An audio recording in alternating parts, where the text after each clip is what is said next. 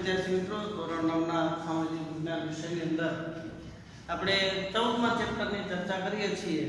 બરાબર. તો એની અંદર આપણે શરૂઆતની અંદર ઉત્તરના હિમાલય પ્રદેશ, પર્વતીય પ્રદેશની ચર્ચા કરી. ત્યાર પછી ઉત્તરનું વિશાળ મેદાન, જે આપણે અનાજનો ભંડાર તરીકે ઓળખીએ, એની ચર્ચા કરી. પછી છેલ્લે આપણે દ્વીપકલ્પી ઉચ્ચ પ્રદેશ, એના બે ભાગ, માળવાનો ઉચ્ચ પ્રદેશ અને દખણનો ઉચ્ચ પ્રદેશ, એની ચર્ચા કરી. તો દખણના ઉચ્ચ પ્રદેશ અને માળવાના ઉચ્ચ પ્રદેશ પછી હવે જે ચોથો ભાગ છે તટીય મેદાનો, તટીય મેદાનોની ચર્ચા કરી. કારણ ભારતને વિશાળ દરિયા કિનારો મળ્યો, તો કિનારાના મેદાનો પણ ભારતને મોટા પ્રમાણની અંદર મળ્યા છે. હવે કિનારાના મેદાનો પછી અને ભારતનો જે ભાગ છે ભૌગોલિક સ્વરૂપની અંદર પાંચમો ભાગ એ દ્વીપ સમૂહ અથવા ટાપુ સમૂહ, એની આજે ચર્ચા કરશું. તો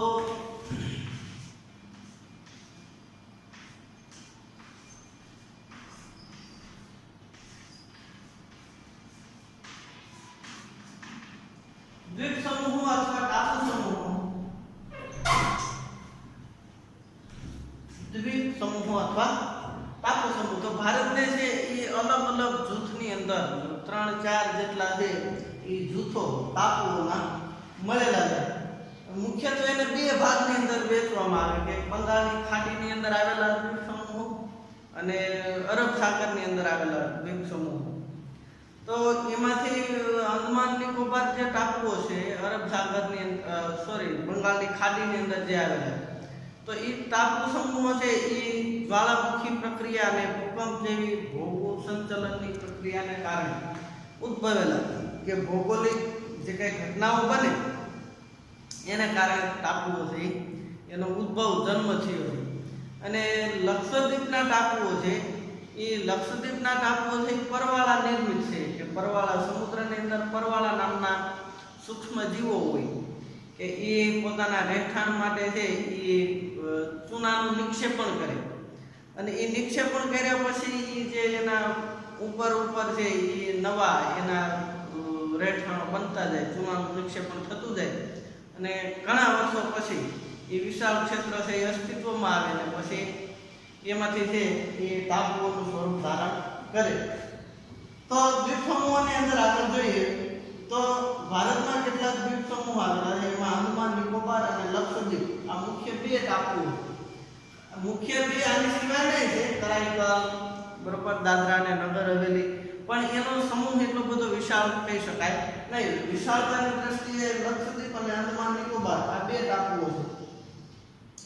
તો લક્ષદ્વીપમાં અનેક ટાપુઓ આવેલા છે અને અરબી સમુદ્રમાં કેરળ તટથી થોડે દૂર એની આકાર ઘોડાની નાળ જેવો છે, અને આ પ્રકારના પરવાળાના દ્વીપોને એટોલ તરીકે ઓળખવામાં આવે. આપણે નોંધ કરીએ બરોબર.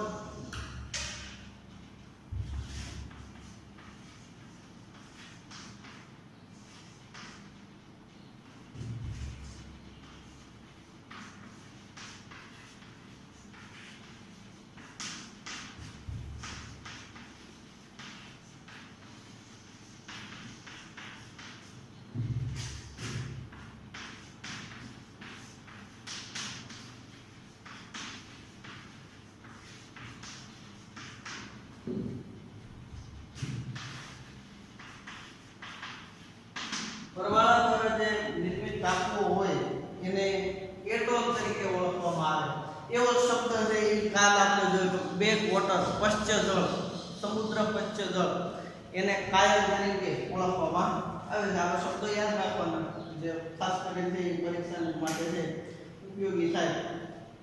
ત્યાર પછી અન્ય દ્વીપ સમૂહો બંગાળની ખાડીની અંદર અંદમાન નિકોબાર ટાપુઓ છે.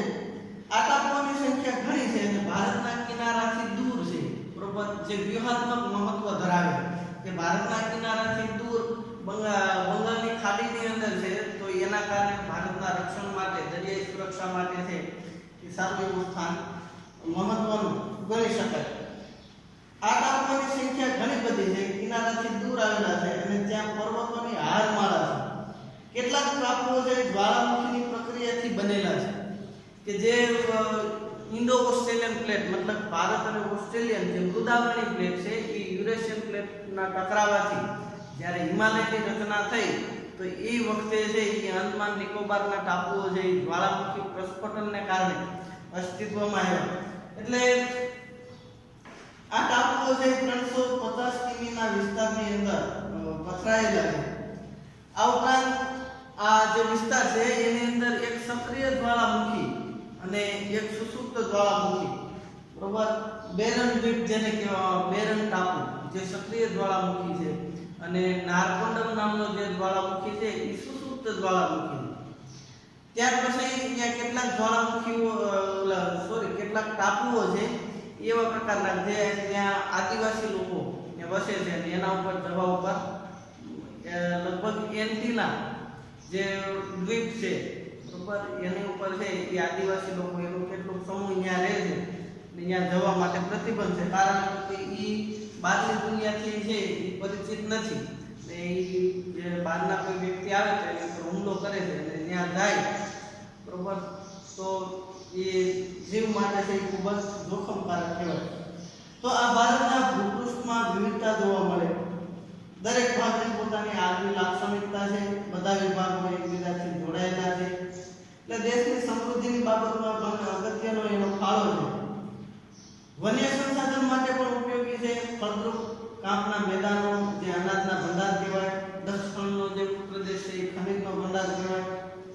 તો આને કારણે ઔદ્યોગિક વિકાસને વેગ મળ્યો અને ઉત્તરના પર્વતીય પ્રદેશ વિપુલ જળરાશિ ધરાવતી નદીઓ એના માટે નદીઓના ઉદ્ભવ સ્થાન તરીકે ખૂબ ઉપયોગી છે. પર્વતો આપણને સામાન્ય રીતે ઘણા બધા ઉપયોગી હોય, બરોબર, એમાંથી નદીઓનો ઉદ્ભવ થતો હોય, પર્વતોની અંદર ઘણી બધી ખનિજ સંપત્તિઓ રહેલી હોય. ત્યાર પછી એના ઢોળાવ ઉપર છે જંગલોનો વિકાસ થતો હોય. પર્વતો ઉપરથી જે કાંઈ નદીઓ પસાર થાય એ પર્વતોનું ધોવાણ કરીને નવા કાંપનું મેદાન બને. તો એના કારણે જે આપણી પ્રાચીન સંસ્કૃતિ છે એની અંદર નદીઓને માતા અને પર્વતોને પિતા તરીકે ઓળખવામાં આવે છે. તો પર્વતો છે ઘણા બધા ઉપયોગી છે જે આપણા કુદરતી સંસાધનો કહેવાય. ત્યાર પછી ફળદ્રુપ મેદાનો છે તો એ ખેતી માટે ઉપયોગી છે. ખેતી આધારિત કેટલાક ઉદ્યોગો હોય તો એની અંદર પણ ઘણા બધા ઉદ્યોગોને ખેતી પણ ઉપયોગી, દાખલા તરીકે કાપડ ઉદ્યોગ હોય, બરોબર, ગોળ ઉદ્યોગ, ખાંડ ઉદ્યોગ. તો આ બધા ઉદ્યોગોને છે ખેતી આધારિત ઉદ્યોગો હોય તો એનો કાચો માલ ખેતીમાંથી મળતો હોય. જંગલો છે એ સારા એવા પ્રમાણમાં ઉપલબ્ધ છે. તો દરેક ભાગ છે એ પોતપોતાની આગવી લાક્ષણિકતા ધરાવે અને એના કારણે દેશના જે કંઈ ઉદ્યોગો છે અને દેશની પ્રવૃત્તિઓ છે, આર્થિક પ્રવૃત્તિઓ એ છે એ સારા પ્રમાણમાં ચાલે અને દેશના વિકાસમાં તે ઉપયોગી થાય. ત્યાર પછી હવે આગળનો પોઈન્ટ લઈએ તો આ ભારતના જે ભાગ આપણે ભૌગોલિક ભાગ જોયા. હવે પછી આ ભારતના ભૂપૃષ્ઠ, બરોબર, ભૂપૃષ્ઠ પછી ભૂસ્તરી રચના. તો ભૂસ્તરી રચના છે જમીન, ભૂસ્તરી રચના એટલે ઉપરનું સ્તર, એની રચના કેવા પ્રકારની છે. તો ભૂસ્તરી રચના માટે સૌથી પહેલા કે જમીનનું નિર્માણ કેવી રીતે થાય, તો કે જમીનનું નિર્માણ સામાન્ય રીતે ખડકોના ઘસારાને કારણે થતું હોય. તો સૌથી પહેલા આપણે ખડકની ઓળખ મેળવીએ. ખડક કોને કહેવાય?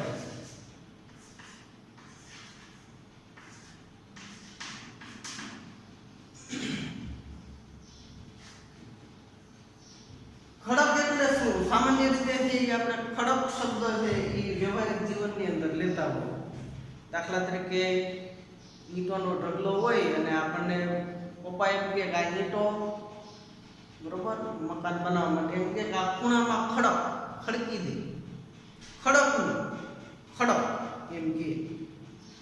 લાકડા પડ્યા કે લાકડા અહીંયા ખડક. ખડક એટલે તો કે સંગઠિત કરવું. ખડક એટલે સામાન્ય રીતે સંગઠિત કરવું. તો અહીંયા શેને સંગઠિત કરવાની વાત છે, બરોબર, સંગઠિત કરવાનું નથી પણ સંગઠિત હોય એને ખડક કહેવાય, બરોબર. તો એક કે તેથી વધારે બનેલા ખનિજોના સંગઠિત પદાર્થને ખડક કહેવાય, બરોબર. તો એની વ્યાખ્યા લખશું.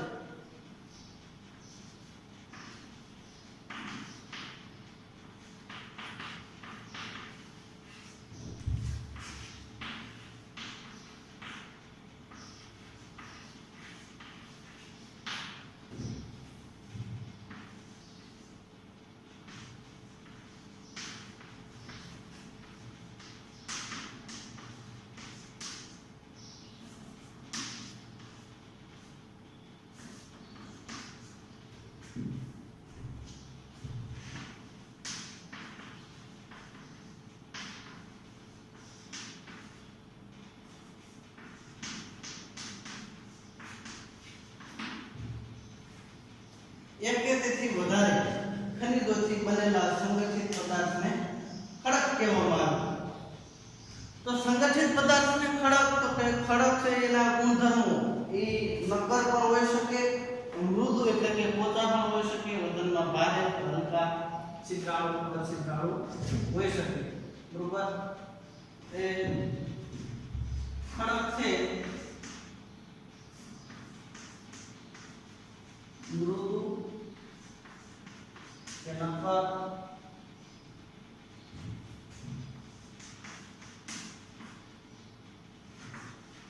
છિદ્રાળુ,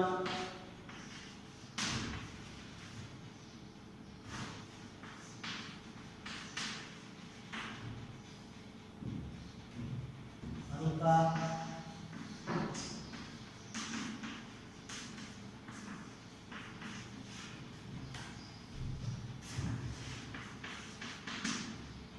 એવું ન હોય કે ખડક હોય એટલે હંમેશા વજનમાં ભારે જ હોવા જોઈએ, નક્કર જ હોવા જોઈએ કે અછિદ્રાળુ. છિદ્રાળુ હોય, અછિદ્રાળુ હોય. બરોબર. એક કે તેથી વધારે સંગઠિત પદાર્થ હોય ખનિજોનો, એક કે તેથી વધારે સંગઠિત પદાર્થ હોય ખનિજોનો સંગઠિત પદાર્થ, તો એને ખડક કહીએ. કાંઈ એ હલકો હોય, ભારે હોય, છિદ્રાળુ હોય, અછિદ્રાળુ હોય, એને આને કાંઈ લેવા દેવા નથી. ટૂંકમાં ખનિજોનો સંગઠિત પદાર્થ હોવો જોઈએ. તો જુદા જુદા પ્રકારના જે વિવિધ પ્રકારની પ્રક્રિયાઓ બને, અલગ અલગ પ્રકારની, એને કારણે અલગ અલગ પ્રકારના ખડકો બને. સામાન્ય રીતે ખડકોના 3 પ્રકાર હોય. 3 પ્રકારની અંદર તો કે પહેલો પ્રકાર આગ્નેય ખડક,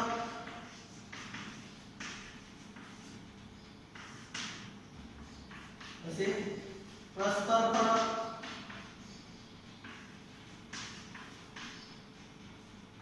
અને રૂપાંતરિત ખડક.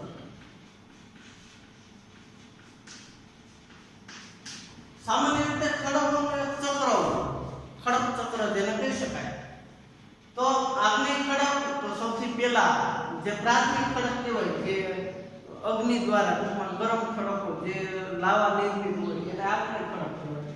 આગ્નેય ખડક તૂટે એમાંથી પ્રસ્તર ખડક બને. પ્રસ્તર ખડક છે એમાંથી જે રૂપાંતરિત ખડક બને, અને રૂપાંતરિત ખડકમાંથી જે ધીમે ધીમે આગ્નેય ખડક બને. બરોબર. અને પ્રસ્તર ખડકમાંથી પણ રૂપાંતરિત ખડક, આગ્નેય ખડક ને એ રૂપાંતરિત ખડકમાંથી, એટલે ટૂંકમાં એકબીજામાંથી જે એ અલગ અલગ ખડકોનું નિર્માણ થતું જાય. રૂપાંતરિત ખડકમાંથી પ્રસ્તર ખડક બને, આગ્નેય ખડકમાંથી પણ પ્રસ્તર ખડક બને. બરોબર. રૂપાંતરિત ખડકમાંથી આગ્નેય ખડક બને. ટૂંકમાં એકબીજામાંથી જે અલગ અલગ પ્રકારના ખડકો બની શકે. આખું ચક્ર છે. બરોબર. આગ્નેય ખડક હોય તો એમાંથી રૂપાંતરિત બની શકે, રૂપાંતરિત ખડકમાંથી આગ્નેય ખડક બની શકે. પ્રસ્તર ખડક હોય તો એમાંથી આગ્નેય ખડક પણ બની શકે, રૂપાંતરિત ખડક પણ બની શકે. અને આગ્નેય ખડકમાંથી પ્રસ્તર ખડક બને, રૂપાંતરિત ખડકમાંથી પણ પ્રસ્તર ખડક બને. બરોબર. એ આખી ભૌગોલિક ઘટનાઓ કે એવી કેટલીક પ્રક્રિયાઓ થાય એના કારણે જે ખડકો એકબીજામાંથી જે પરિવર્તિત થઈ અને અલગ અલગ પ્રકારના ખડકો બનતા હોય. હવે ખડકો વિશે આપણે વિગતવાર ચર્ચા કરીએ.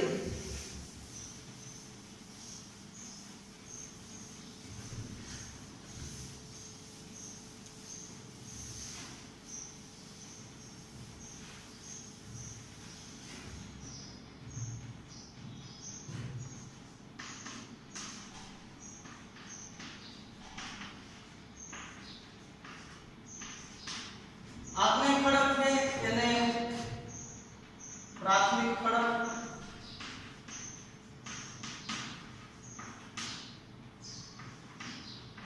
અથવા તો આદ્ય ખડક તરીકે પણ ઓળખવામાં આવે છે. બરોબર. ના 3 નામ છે: આગ્નેય ખડક, પ્રાથમિક ખડક અથવા આદ્ય ખડક તરીકે પણ ઓળખવામાં આવે છે. આગ્નેય ખડક શા માટે? તો કે પૃથ્વીના પેટાળની અંદર જે ગરમ લાવા મેગ્મા હોય એ કોઈ પણ ભૂગર્ભિક પ્રક્રિયાને કારણે એ બહાર નીકળી આવે અને એ લાવા હોય, એ લાવા દ્વારા નિર્મિત ખડકો હોય એને આગ્નેય ખડક કહેવાય. કેટલોક લાવા છે એ પૃથ્વી ઉપર ઉપર પહોંચી જાય અને બહાર એમતા ઠરી જાય તો એમાંથી આગ્નેય ખડક બને અને પૃથ્વીના પેટાળની અંદર એ બહાર આવતો હોય અને રસ્તાની અંદર બહાર નીકળ્યા પહેલા પેટાળમાં જામી જાય, કારણ કે લાવાનો જથ્થો પૂરતો ન હોય અને ઉપર પહોંચે એની પહેલા રસ્તામાં છે એ પેટાળની અંદર જામી જાય અને ઠરી જાય. સમયાંતરે છે એ આ ખડકનું સ્વરૂપ ધારણ કરે. તો એવા ખડક હોય એને અંતઃ ખડક તરીકે, અંતઃ આગ્નેય ખડક તરીકે ઓળખવામાં આવે. સામાન્ય રીતે આ જે લાવા હોય જ્યારે બહાર નીકળે ત્યારે અર્ધપરવાળી રૂપમાં હોય. તો આ જે ખડકો છે એ સૌથી પહેલા નિર્માણ પામ્યા છે, એટલે એને પ્રાથમિક ખડક અથવા આદ્ય ખડક તરીકે પણ ઓળખવામાં આવે છે. તો સામાન્ય રીતે ભૂસ્તરી રચનાની અંદર આ ખડકો છે એ મુખ્ય ભૂમિકા ભજવતા હોય. કારણ તો કે આગ્નેય ખડક છે એ પૃથ્વીના પેટાળની અંદરથી બહાર આવ્યો હોય અને સૌથી પહેલા નિર્માણ પામ્યા, બરોબર. તો એ લાવા દ્વારા નિર્મિત જે ખડકો હોય એ ખડકો છે એને બાહ્ય બળો, વરસાદ, બરોબર, પછી પવન, સૂર્યપ્રકાશ એ આ ખડકોને તોડવાનું કામ કરે. વરસાદનું પાણી ખડકો એના દ્વારા તૂટે અને એનું ઝીણા બારીક કણોમાં રૂપાંતર થાય અને એમાંથી જે જમીનનું નિર્માણ થાય. તો સામાન્ય રીતે છે એ ઉપરની જે કાંઈ જમીન હોય એ સામાન્ય રીતે જે તે ખડકને આધારિત હોય છે. એટલે પૃથ્વીની ભૂસ્તરીય નિર્માણની અંદર આ સર્વપ્રથમ નિર્માણ પામ્યા એટલે પ્રાથમિક અથવા આદ્ય ખડક પણ કહેવામાં આવે. ભારતના રાજસ્થાન, મધ્યપ્રદેશ, દક્ષિણના દ્વીપકલ્પી પ્રદેશોની અંદર આવા ખડકો રચાયા. આગ્નેય ખડકો સૌથી વધારે નક્કર અને હોય છે. એમાં ગ્રેનાઇટ, અંતઃ પ્રકારના ખડકોનું જાણીતું ઉદાહરણ છે. બેસાલ્ટ પણ આ પ્રકારના ખડકો છે, બરોબર. તો આગ્નેય ખડકો છે એ બીજા અન્ય ખડકો કરતા વધારે નક્કર હોય. એની પાછળનું કારણ છે કે પૃથ્વીના જે પેટાળમાંથી જે લાવા નીકળ્યો હોય એ પ્રવાહી સ્વરૂપમાં હોય અને પેટાળની અંદર જે પૃથ્વીના ઉપરના જે કોળનું દબાણ હોય એ વધારે હોય એટલે એની ઘનતા પણ વધારે હોય એટલે આ ખડકો છે વધારે નક્કર જોવા મળે. ત્યાર પછી છે બીજું ઉદાહરણ પ્રસ્તર ખડક. બીજો પ્રકાર છે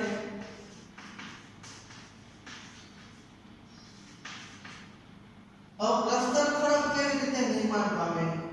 તો કે જે આ ખડકો હોય, બરોબર, આગ્નેય ખડકો એને પવન, વરસાદ કે નદીઓ, સૂર્યપ્રકાશ એને તોડવાનું કામ કરે, તૂટે પછી પાણીનું વહેણ અથવા તો પવનની ગતિ એ ખડકોના કણ હોય એને દૂર સુધી લઈ જાય.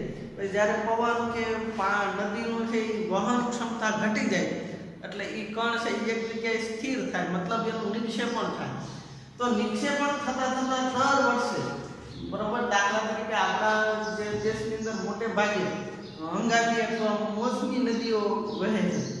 તો એ નદીઓમાં જ્યારે પૂર આવે ત્યારે ઘણા બધો વહનગોળ, માટી, કાંકરા આવું બધું આવતું હોય અને એ વહનગોળ છે એ જ્યાં એનો પાણીની નદીની ગતિ છે ધીમી પડે ત્યાં એને એકત્રિત થાય એટલે પછી જ્યારે એનો સમય પૂરો થાય એટલે નદીનું વહેણ હળવું પડે. વળી પાછું બીજા વર્ષે વધારે પડતો પૂર આવે તો ત્યારે વળી નદી છે એનો પ્રવાહની અંદર એનું ક્ષેત્ર છે એ વધે અને જે જૂનું જે નિક્ષેપણ હોય એની ઉપર બીજું નિક્ષેપણ ચાલુ થાય. એટલે દર વર્ષે છે એ એક પડની રચના થાય. દાખલા તરીકે આ નદી છે એને આ એક પડ રહ્યું, ત્યાર પછી બીજા વર્ષે ફરી વખત નદીની અંદર પૂર આવે તો ફરી વખત બીજું નિક્ષેપણ થાય. થોડાક બીજા વર્ષ પછી બીજું નિક્ષેપણ થાય, બરોબર. આમ એકબીજા સ્તર પર છે સ્તર રચાતા જાય. આવા સ્તર રચાય નિક્ષેપણને કારણે. પછી શું થાય તો કે આ એક ઉપલા સ્તરનું નીચલા સ્તર ઉપર વજન લાગે, બરોબર. તો એને કારણે આ સ્તર પર સ્તર વર્ષે ને વર્ષે લાગતા જાય. આ નીચેના સ્તર છે નીચે બેસતા જાય, ઉપર છે ઉપરના સ્તરના વજનને કારણે એક સમય એવો આવે કે એના જે કણો હોય એ વધારે સંગઠિત થઈ જાય અને એકદમ નક્કર સ્વરૂપ ધારણ કરે. તો એ જ્યારે એની અંદર ખડકો કાઢવામાં આવે, ખોદકામ કરવામાં આવે તો એની અંદર સ્તર જો જોવા મળે અલગ પ્રકાર કે આ બધા સ્તર હોય એ અલગ અલગ માટી અથવા તો એનો અલગ રીતે જોઈ શકાય એવા પ્રકારના છે એ સ્તર જોવા મળે તો એને પ્રસ્તર ખડક કહેવાય. તો આવા પ્રસ્તર ખડકો હોય એની અંદર સામાન્ય રીતે છે એ ચૂનાના પથ્થર, જીપ્સમ વગેરે જોવા મળે. બરોબર, આપણે ચૂનાના પથ્થર જેને આપણે બેલા મકાન બાંધકામ માટે વાપરીએ તો એની અંદર સ્તર જોવા મળે. તો એ પ્રસ્તર ખડકનું ઉદાહરણ છે. એના કારણે છે એ પ્રસ્તર ખડકને કારણે છે એ ચૂનાના પથ્થરનું નિર્માણ થાય છે. તો સામાન્ય રીતે પ્રસ્તર ખડકમાંથી છે આપણને કોલસા, ખનિજ તેલ આ બધું મળતું હોય છે. બરોબર, કોલસો છે એ પ્રસ્તર ખડકમાંથી મળે છે. કારણ કે જ્યારે પૃથ્વીનું ઉપરનું જે પડ હોય એની અંદર વૃક્ષો અને વગેરે હોય તો એ જ્યારે પૂર આવે અને વિક્ષેપણ થાય તો એની સાથે જે આ વૃક્ષો દટાઈ જાય અને એ સ્તરની અંદર દબાઈ જાય. કાળક્રમે છે પુલા સ્તરનું જે દબાણ આવતા એ વૃક્ષો દબાયા હોય એમાંથી કોલસો બનતો હોય. તો પ્રસ્તર ખડક છે એ પાણી તથા અન્ય બળોની સંયુક્ત અસરથી આગ્નેય ખડકો તૂટે અને જળમાં નિક્ષેપણ થતું રહે અને એમાંથી પ્રસ્તર ખડક રચાય. આ ખડકો વિવિધ સ્તરોમાં નિક્ષેપણ થાય. સર્વપ્રથમ રચાયેલા ખડકોની સૌથી નીચે રહેલા સ્તર ઉપર, મતલબ આ જે સ્તર હોય એની ઉપર ઉપલા સ્તરનું છે એ દબાણ આવે અને એ વધારે છે એ દબાય અને કાળક્રમે છે એ સ્તર રચના ધરાવતા ખડકો તૈયાર થાય અને પ્રસ્તર ખડક કહેવાય. દાખલા તરીકે ઉદાહરણમાં જોઈએ તો જીપ્સમ, ચૂનાના ખડક, કોલસો પ્રસ્તર ખડક છે. બિહાર, ઝારખંડ અને રાજ્યમાંથી કોલસો અને ચિરોડી મળે છે. ત્યાર પછીનો પ્રકાર છે રૂપાંતરિત ખડક.